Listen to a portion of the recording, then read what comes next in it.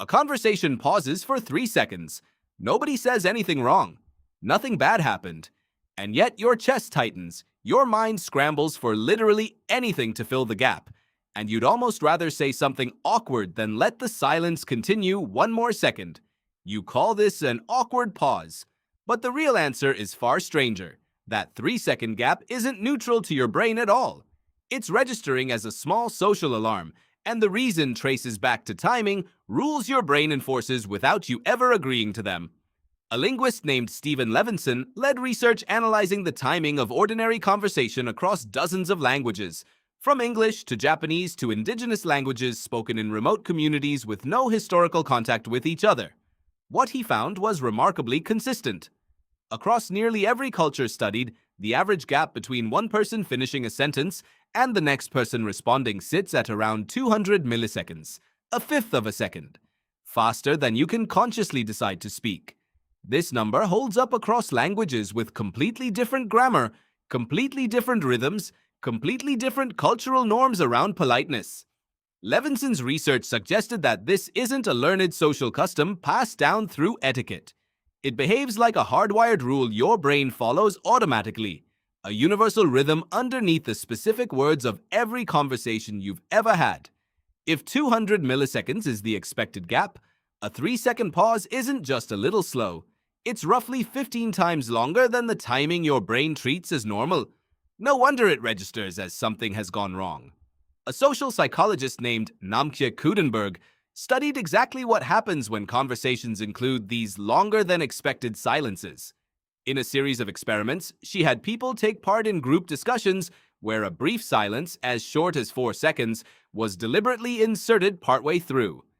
Participants weren't told anything unusual was happening. They simply experienced the pause like any other moment in a normal conversation. Afterward, Koudenburg asked people how they felt about the group and about their own place within it. The results were striking. Even these brief, seemingly meaningless silences were enough to make participants feel less sure of their standing in the group and less confident that the group actually agreed on things, compared to conversations that flowed without interruption. This tells you something important about what silence is actually doing to your brain in real time. It's not neutral empty space. It's information, or more precisely, it's the absence of information your brain expects to receive constantly. A steady back-and-forth rhythm signals that the group is synchronized, that everyone is tracking together, that you belong exactly where you are. A break in that rhythm removes the signal, and your brain doesn't experience the removal as nothing happening. It experiences it as evidence that something might be wrong. To understand why your brain would be built to react this strongly to a gap in talking, it helps to think about what conversation was actually for most of human history. Long before writing, long before any way to check in on people later, real-time verbal exchange was one of the primary tools your ancestors had for monitoring group cohesion, moment to moment. Are we still aligned? Does the group still trust me? Am I still safely inside this circle? A conversation that suddenly stopped flowing wasn't just quiet.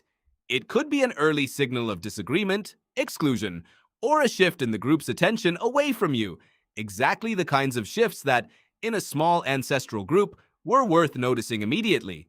Your brain never updated this system for modern life, where a pause usually means someone is simply thinking or the topic naturally ran its course. It still treats the gap the same way it always has, as a small urgent question about your place in the group, worth resolving as fast as possible, even with a comment about the weather. So the next time a conversation stalls and you feel that familiar itch to say literally anything to break the silence, this isn't awkwardness in the way you usually think about it.